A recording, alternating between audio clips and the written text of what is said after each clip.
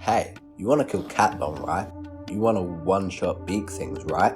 Well, in this stupid little video, I'm going to show you how you can down your first starving bandit, and then maybe we'll move on to Catlon. I'm going to cover sabers, katanas, polearms, hackers, and then we'll move on to heavy weapons, maybe martial arts. Let's begin with the sabers, one of the most basic, cheap, and common weapons in Kenshi. They're alright. They have a high buff for defense, but then a debuff for attack, making them meh. There isn't really anything good about them, or anything bad about them either. They're more generic and bland than a modern Disney movie, so let's move on. And onto the katana. It's pretty much the opposite of the saber. It reverses the buffs and debuffs of the saber, so it has buffs in attack and debuffs in defense. But the katana has something great about it, the dexterity. If you have a character with good dexterity, the dexterity makes them attack quicker and do more damage. However, katanas don't do well against armor people and are absolutely awful against robots, because they have penalties to both armor and robot, but they're definitely the best choice as a secondary. Polearms. I would say they're one of the best you can get. Range is always a great thing in Kenshi, and they have a lot of it, a whole lot of it. The range even allows them to attack behind their allies. Polearms also have an attack buff, which is alright, but the main thing they have is their damage to animals and armoured enemies. Both two great buffs for all throughout the game, making them one of the best choices for weapons.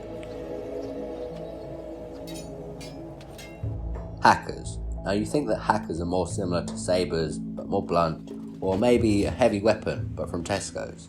But I'd say they're just like polearms. They're also good against armor, and their range is not far off from polearms. And instead of a buff against animals, they're robot killers. Very good robot killers. Robots in Kenshi go from dumb little spiders to big boy Catlon, so hackers are almost necessary throughout the game, especially for the Ashland, making them great.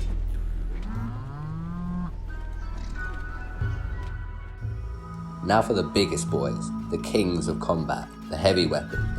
As the name may suggest, they are heavy weapons, so a character in a fight with anything below 50 strength will probably commit involuntary suicide. But once they beef up with ones like the Falling Sun and its insane buff against beak things, with a big ass barely usable fragment axe, they are the best weapons in Kenshi for damage.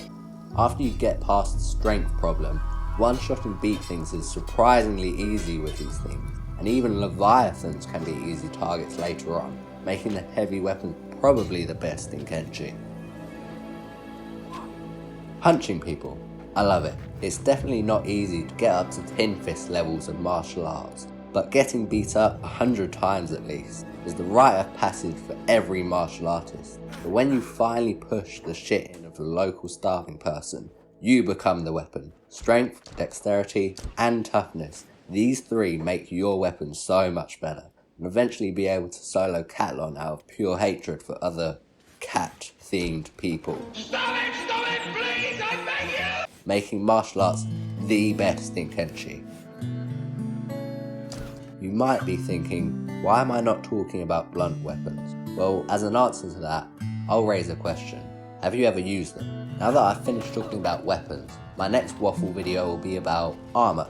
And if you want to see that one when it comes out, maybe you can press the funny button.